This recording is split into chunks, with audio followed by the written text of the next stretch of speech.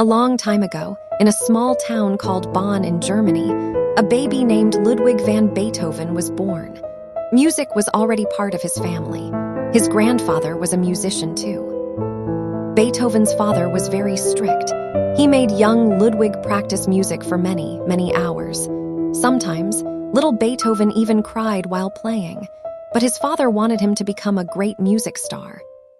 Soon, Beethoven began performing in front of people as a child. The audience was amazed by his talent. His father even told people he was younger than he really was, just to make him seem even more special. Beethoven practiced late into the night, when other children were asleep. He didn't get much time to play like other kids.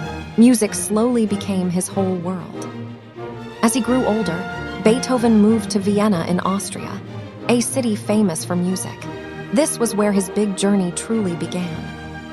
In Vienna, he learned from great teachers, including the famous composer Joseph Haydn. But Beethoven didn't just copy others.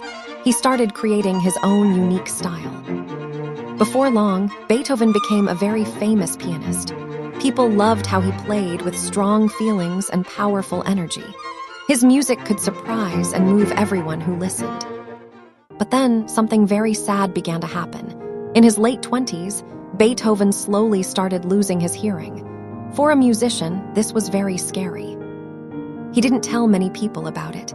He avoided conversations and spent a lot of time alone. Sometimes, he felt lonely and misunderstood.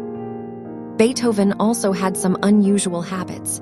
He would pour water on his head while thinking about music, and his room was often messy and full of papers.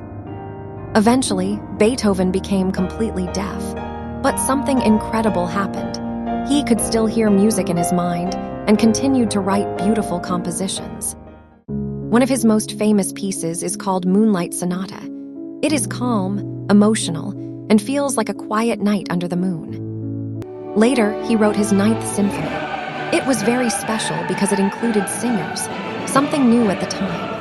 The song Ode to Joy became famous all around the world. At one of his big performances, the audience clapped loudly and cheered. But Beethoven couldn't hear them. Someone gently turned him around so he could see the crowd celebrating his music. Beethoven died in 1827, but his music never stopped living. Today, people all over the world still listen to his work. He changed music forever, and his story still inspires us.